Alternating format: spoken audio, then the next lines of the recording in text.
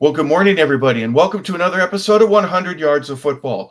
This is our Legends edition, and along with Vincent Turner, our founder and co-host, I'm Harper LeBel, and Jeremiah Long is our producer and engineer. Thank you, Jeremiah, for all that you do to make our show as good as it can possibly be. Vincent, today we're going to go in the Wayback Machine as far as this is really, in my opinion, the first American hero from an athletic and sports standpoint. And we're going to break down as best as we can from the records that we have found and from other information. But there's so little that is known and so much that is unknown about the great Jim Thorpe. We're going to talk about him today. I'm going to say good morning to our audience out there, 100 Yards of Football. And when you think about Jim Thorpe, you think about football, basketball, baseball. He was the first athlete for my life that when I was in elementary school, that I read about, learned about. And I remember when I was about 8 years old, Friday nights and Saturday nights, you get to stay up a little bit longer because you didn't have to attend school. So back home in my hometown of Memphis, Tennessee, they used to have the movie of the week. And it was the Jim Thorpe All-American movie, 1951 classic. And it was one of my favorite actors, Burt Lancaster. And that's when I fell in love with Jim Thorpe. Outstanding person, outstanding athlete. And when you think about Deion Sanders and Bo Jackson as being dual threat athletes in multiple sports, we need to think about Jim Thorpe at the highest level because he was the one that set the tone. Back to you, Harper. Yeah, it's so interesting that you would say that. He does have a legacy that multiple sports at the same time. And it is a very unique situation, and we'll talk about that. But if you love great athletes or great teams, we have a spot for you, and that's mybookie.ag. You could go to .com, but the AG, it is a off-site, foreign site. So we recommend that if you're going to place a bet on your favorite team or on your favorite sport or within your favorite player, that you go to mybookie.ag. It's so simple. All you need to do is sign in, fund your account, and then you can place your bets. Major League Baseball, NFL football, with the draft just coming up. Who's going to get picked first? Who might get picked last in the first round? You have the ability with prop bets to be a part of that. Whether you like auto or horse racing, if you're a Premier League soccer fan, there are places where you can go and bets that you can make and take advantage of your sports knowledge. So mybookie.ag, use the promo code MM50. There are free chips that you get and other great information to help get you started at mybookie.ag. We appreciate them being a sponsor of the show. And Vincent, when you think about some of the great people that have existed, that have folklore, like when we were kids, a movie named after them, the Babe Ruths of the world, the Elroy Crazy Legs Hirsch, the other characters that are a part of American sports history, it all begins, in my opinion, with a man named Jim Thorpe.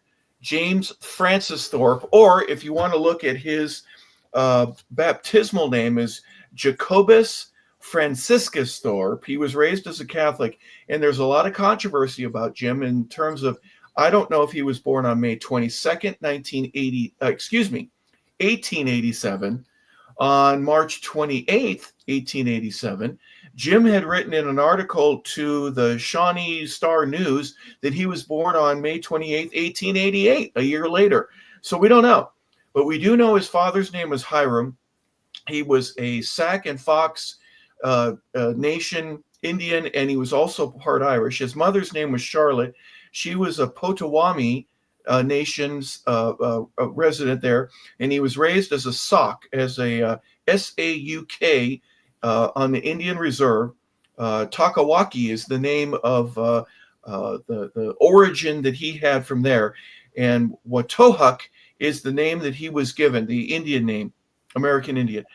Bright path that lightning makes as it goes across the sky. So lots of interesting things that took place. He had other family members. He lost a brother when he was just a young boy at the age of 9. A lot of tragedy in this man's life, especially as a youngster. What I admire about him is that you just brought up the tragedy that happened in his life. Lost his mother, then he lost his brother at 9 years old. Then eventually, I believe, lost his father by the time he got to college. But the one thing about Jim Thorpe that I really admired was that it like he had a focus. And think about this. He played all sports at a high level. And then what he did in the Olympics is probably never to win 2 gold medals in really 2 very hard events. When you running the long jump, when you run the 100-yard dash, you're doing the 220 and perform at an AA plus level. That's what is astonishing to me. Him having the ability to keep going with so much tragedy in his life. And looked like he was doing it with ease. It wasn't like what I read about him. He wasn't really training that much, but he was really doing it at a very easy pace. Back to you, Harp. Yeah, let's talk. Athleticism is just something that came naturally for him in spite of the tragedy. When he loses his brother as a 9-year-old, things started to change in his life. 2 years later, his mother dies, and he became depressed, or at least that's what was written about him. And he would run away. He would leave school. He left the house. He returns in 1904. He was 16 years old. He had some issues with his father, from what I understand, and that wasn't good. But he eventually came back. He goes to the Carlisle Indian Industrial School. And that's the first picture that we understand of him. The earliest days of his athleticism are from Carlisle. He's walking by the track one day, and there's a guy high jumping, and Jim's in street clothes. And I guess somebody either egged him on or he egged somebody else on and says, I could do that. And he does. He high jumps 5'9" without even warming up. And a star is born, Vincent, is the way I look at it. The next thing you know, he's playing football, baseball, basketball, and he eventually ends up doing it at the professional level. But the Olympics in 1912 in Stockholm, Sweden, is really when he became an American hero. He's in the pentathlon, which is a 5-event competition, and he wins the whole thing there. He's also competing in the long jump and the high jump as an independent, and then he does the decathlon while he's there. He's competing in 17 different events at one point or another. Jim was running everywhere, and he wins 2 gold medals, as you mentioned, and a star is born. America gets to read about this young guy from the middle of Oklahoma somewhere in Indian country, and they're fascinated with him. Part of the tragedy also with him is that his gold medals were revoked because he had played semi-pro baseball during the 1910 and 11 seasons. Don't know how much money he made, but strict amateur athletic rules stated that you couldn't. Well, he didn't make money in track. That's the part of the controversy. His medals are revoked, Vincent. They're taken away from him. And there was a real controversy about that. Do you want to get into that now, or would you prefer to talk about that a little bit later in terms of how unjust the criticism and the revocation, what took place? Go ahead. You take over and talk a little bit about the medal issue that he had and those being removed from him. I think it was a very unfortunate situation because here this guy that comes home, he came home to, I want to believe, a ticker tape parade down in New York. And then I think the next couple of days they take his gold medals. But my thing is that I want to know who really found out that he played semi-pro baseball. And then my question is, if you knew that he might have played, somebody should have really kind of pulled him to the side. Somebody should have been representing him for him going over to the Olympics. But it was a very uncomfortable situation, a very sad situation, because he's won really 2 real serious events. He's home. Everybody in the world knows about him. And then all of a sudden it's like, boom, he falls out of it's just a real hard situation at that time, what I read about him and his gold medals being taken. Back to you, Harp. There's a quote that he said, I hope to be partially excused by the fact that I was a simple Indian schoolboy and did not know about such things. In fact, I did not know what I was doing was wrong, because what I was doing, I knew that several other college men had done, except they did not use their actual name. So he had played semi-pro baseball during the summers of 1910 and 11. He got paid a meager $35, if I'm understanding that correctly, for the season. 65 bucks, $2 a day, $2. And what happened, if I'm not mistaken, so the Summer Olympics are obviously in the middle of the year, even if it's in Stockholm, Sweden. He comes back, and then in January of 2013, so about 5 or 6 months later, there was a newspaper called the Worcester Telegram that says, hey, there's some information here that we have that this Jim Thorpe guy had played semi-pro baseball. Well, according to the Olympic rules and amateur athletic rules, if you're going to say somebody did something incorrectly, you had 30 days after the end of the games in order to do this. And this is 4 or 5 months. So they take the stuff away illegally. If anyone was representing Jim, they would have said, hey, this suit that you're trying to put, this action that you're trying to put against this young man, it's ex post facto. It doesn't count. It's too late. You should have done it within the 30-day time period. Anyways, they take his Olympic medals away, and Jim goes back to work. 2013, 14, 15, he's playing professional football, basketball, baseball, all the way up until he's 41 years old. He's involved with all of that. But then the Olympic Committee, before he died, they reinstate fake medals. Nobody knows where the real ones are. They've probably been stolen or melted down. And he's reinstated, but too little, too late, if you ask me, Vincent. What a horrible situation to have happen. And to be on the wrong end of that is really another one of these words where I'm just going to say it's a tragedy for this young man and all the things that he was able to accomplish. Little bits and pieces taken away from him, whether it be family, whether it be innuendos, whether it be the money situation and budgeting. Again, lots of terrible things that happened throughout Jim Thorpe's life. But what I like what he did, he kept moving. Even though the tragedy, the situation with the Olympics, he went on and played in the National Football League at a very high level.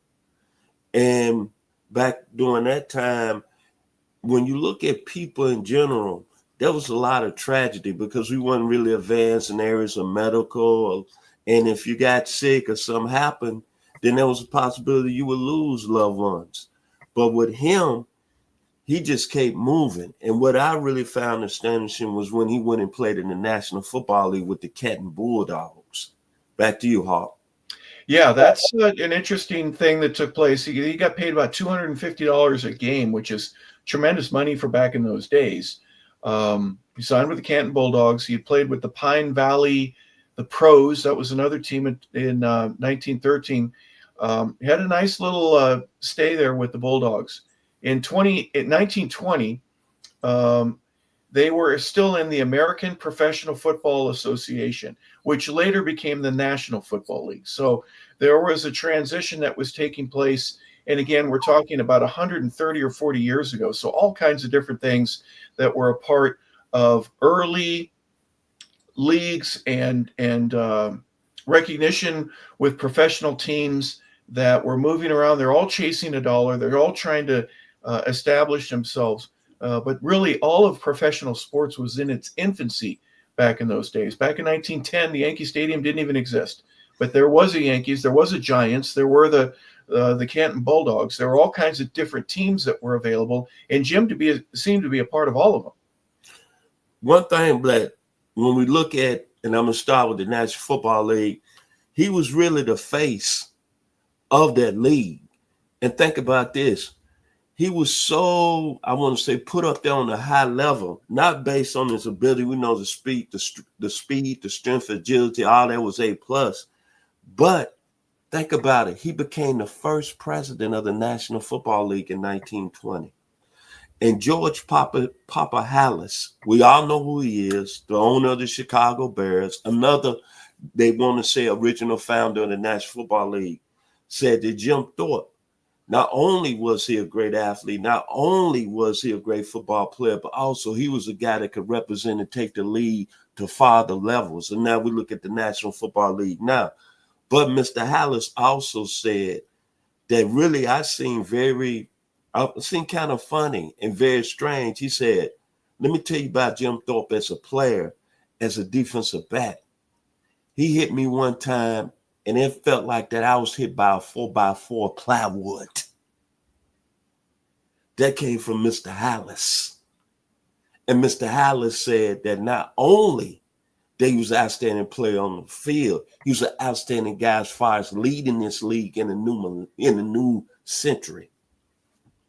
So that's what sticks out in my mind. First NFL president in the National Football League in the 1920s, and he was doing his thing on the field and off the field seamlessly. Back to you, Harper. Yeah, and his great athleticism as a running back or a defensive back. He was a punter. He was a kicker. When he started, there was a guy named Glenn Pop Warner who was one of his first coaches. And Pop Warner, with the single wing and the option and putting your hand down in the ground in a 30-point stance, was obviously a name that many still today recognize. The athleticism and the numbers speak for themselves. But as a part of the football career, when he signs with Canton in 1915, prior to him getting there, they averaged about 1,100, 1,500 fans per game. Once he gets here, the first game that he played in, they had over 8,000 fans. And that's where the owner, where the general manager, where the business aspect of this realized that having a household name like this was going to put butts in the seat, so to speak, and that people would show up and want to be a part of the game. The picture in the upper right where he's running on the track, there's nobody there except for maybe the 5 or 6 people that you can see off to the side. It's our right, Jim's left as he's running towards us. That changed. And so early marketing, if you want to call it that, he got to be a part of that and help this young league grow.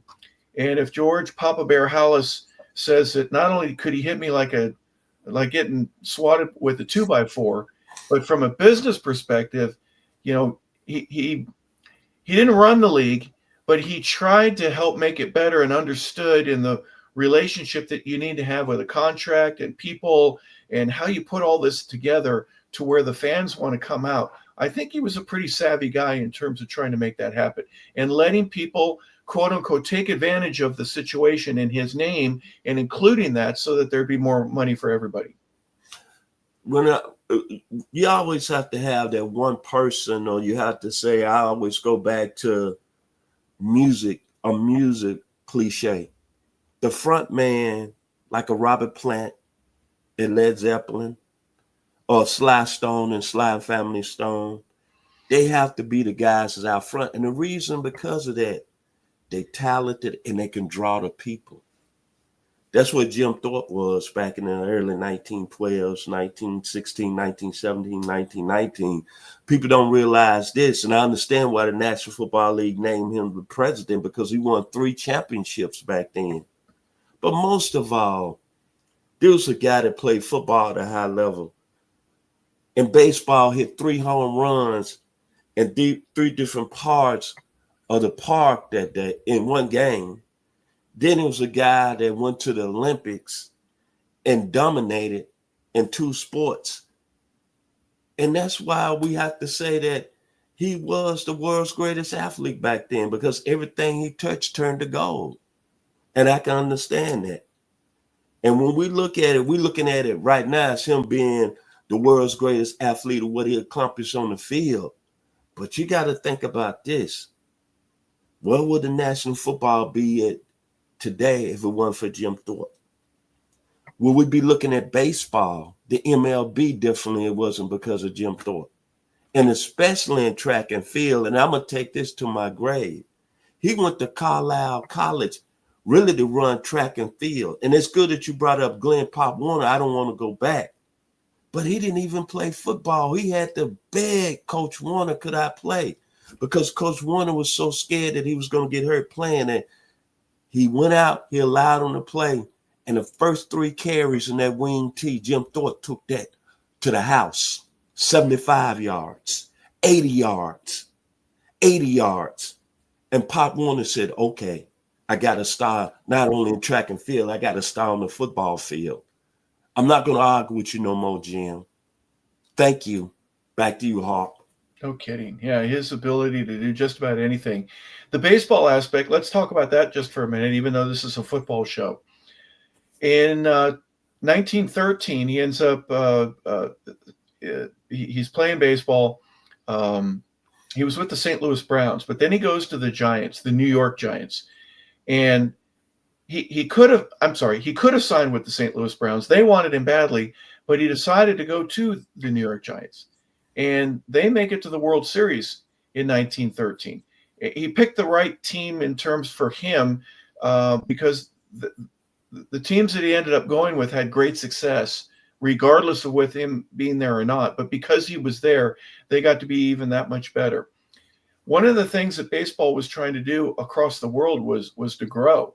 And there were barnstorming games that they would have where they'd go across the country. They'd travel from one city to the next, just try to put a field together and another team, and they'd have exhibition games. And in some cases, they'd have 10 or 20,000 people that were there. He got to meet the Pope. He got to meet King George. He got to meet the Emperor of Egypt back in those days, as well as a lot of folks here, just mom and pop Joe and Janes that wanted to see him play and do things athletically. So he helped the game to grow at a time where you literally have nothing and you're trying to get it to expand. You've got another team, a hodgepodge of different players from an area that love the game and had heard about it. Well, let's play you. So how you communicate back then, it's not like you pick up your cell phone. You got Morse code messages with Western Union, right? It's literally, I'm sure that every child back in those days had to learn Morse code because that's how you would send a message from one end of the country to the other. You traveled by train. It was slow, and you had to get from one part of the country to another, depending on where those train depots were. And then again, traveling overseas, it would take you weeks in many cases to get to where you need to be. So all of these things. Do you have any stats? I know you have some football stuff that you wanted to share, but it's not the amount of home runs that he hit. It's not the 24-second 200. Everyone today would it's nothing. There are guys that can run 2 seconds faster than that.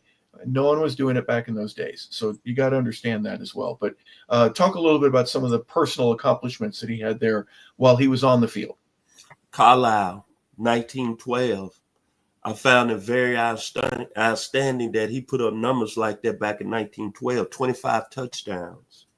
He had over 1,869 yards rushing. And during that time, those numbers wasn't even, you wouldn't even think of a player putting up those type of numbers. In baseball, as you mentioned, he only played in 289 games, but he hit 252, 91 runs scored, and 82 runs batted in. Just think about if he would have dedicated, let's say, half his time to baseball, he could have easily been a 300 plus hitter. But most of all, his ability as a track athlete, 10 flat 100-yard dash, a 21.8 and a 220. A mile he ran at 4.35. Hell, when I was in my best shape, I couldn't run a mile in 6 minutes, man. 440, 51.8.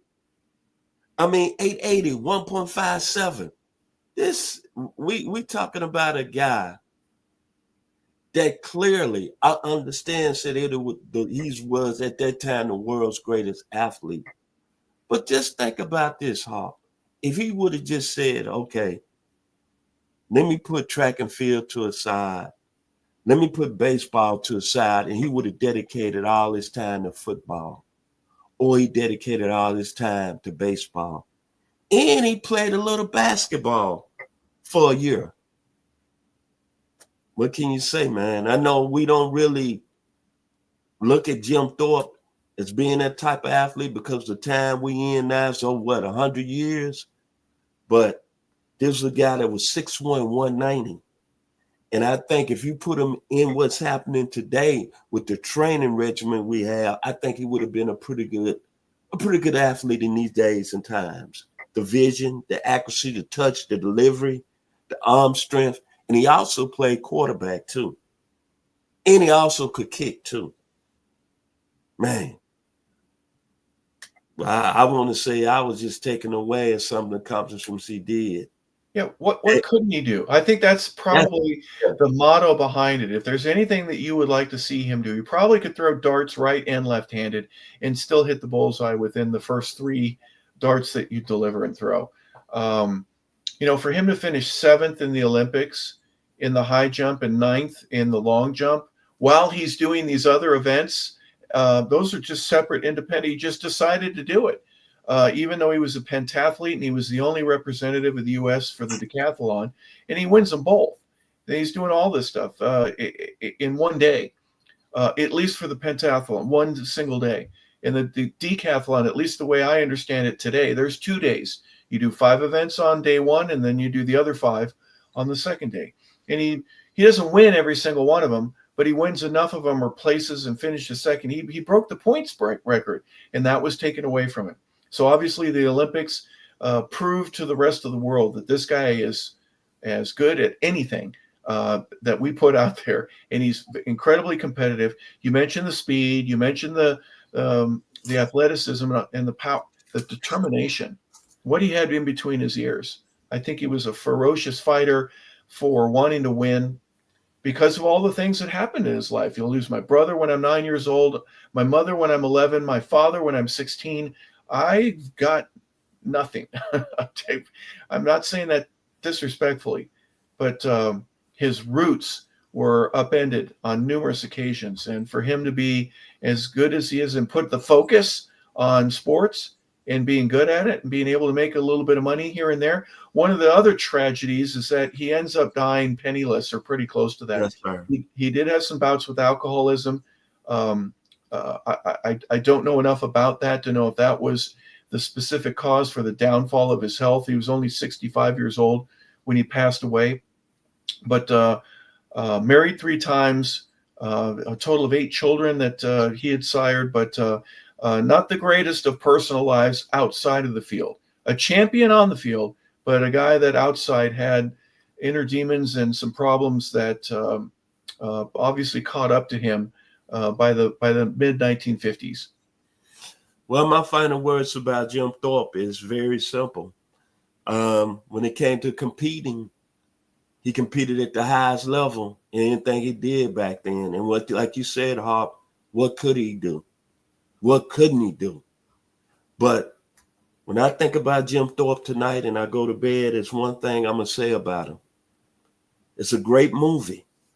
Then when I was a sophomore at the University of Arkansas, it really told how you competed. Warriors, come out to play. Warriors, come out to play. When it was time for Jim Thorpe to come out and play as a Warrior and what he was doing back then, he did it at a high level. That's why we're talking about him today here on 100 Yards of Football. Kudos. Probably the best athlete that's ever came through the United States. No disrespect to Deion Sanders, no disrespect to Bo Jackson, no disrespect to Bruce Jenner. This man right here did it at a high level at the first of the century. Yeah. Warriors! Back to you, Harp. He was the first. He died on March 28th, 1953. Again, he was 65 years old, but here's just a small little compilation of some of the things that he was able to do. High school at the Carlisle Industrial School, Carlisle College from 2007 and 8, and then again from 1907 and 8, and then 1911. There's 2 years there, Vincent, where I don't know what happened. I don't know. There's just not. He wasn't in school during that time. I know he was playing something. Here's a list: the Canton Bulldogs, the Cleveland Indians, the Orang Indians, the Rock Island Independents, the New York Giants, the Rock Island Independents. He played again for them a year later. The Tampa Cardinals, the Canton Bulldogs again, the Chicago Cardinals. That's, as a player, just a list of some of the teams that he played for. He was a coach at Indiana, in Canton, with the Cleveland Indians, with the Orang Indians, with the Tampa Cardinals. So player coach. He was an administrator and a staff member with the Indians and the Tampa Cardinals. So he did everything in terms of early managerial, coaching, and playing. He was the Ohio League player, three-time champion player of the year. He was the first team All-Pro in 1923. He was on the 1920s All-Decade team. He's on the NFL's 50th anniversary all-time team. He was a consensus All-American. Vincent mentioned his baseball stats. He's in the Pro Football and the College Football Hall of Fame. He was a gold medal winner. Again, what couldn't Jim Brown do? From an athletic standpoint, absolutely amazing. And we appreciate all the efforts that he made to make sports and athleticism in this country just a little bit better. And we salute James Francis Thorpe here today. We want to thank you for being a part of our show. Jeremiah Long is our producer and engineer. Thank you, Jeremiah, for all the pictures that you were able to find and put up. For Vincent Turner, I'm Harper LeBel saying thank you for tuning into 100 Yards of Football. This has been our Legends edition. We appreciate you being a part of the show. Have a fantastic rest of your day, everybody.